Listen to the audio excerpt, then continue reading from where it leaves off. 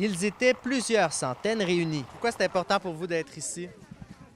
Bien, je pense que le racisme n'a pas sa place sur la planète. Je suis ici aussi pour appuyer mes enfants pour qui ça leur tenait à cœur de faire cette marche-là. Et c'est très important pour les écoles puis pour la ville de Val-d'Or.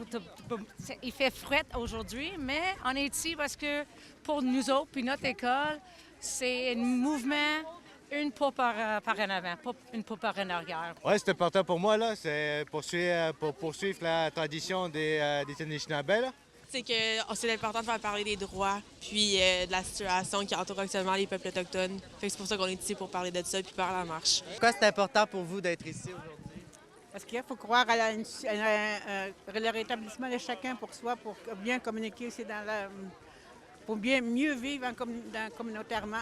On voit que même en 2025, c'est toujours pertinent et important de parler de racisme, mais aussi surtout de parler d'une société ouverte, d'une société juste.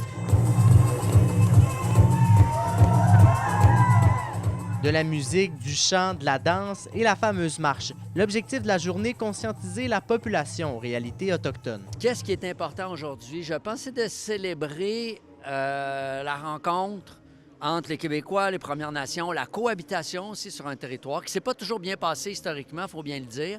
Mais maintenant, je pense qu'on est prêt à faire ce qu'on appelle, nous, la paix des braves.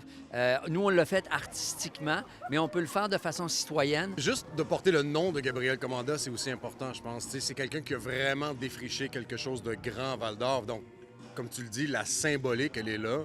On marche ensemble. C'est ça l'important, en fait. Bien que plusieurs pas soient faits vers l'avant, il reste encore du travail à faire.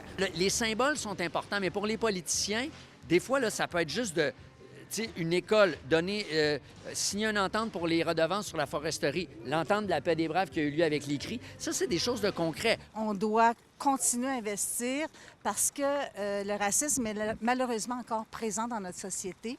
Puis c'est d'ailleurs à travers les enfants, à travers la jeunesse, qu'on va transformer cette société puis de sensibiliser à cette réalité-là. Alexis Dumont, RNC Nouvelles, à Val-d'Or.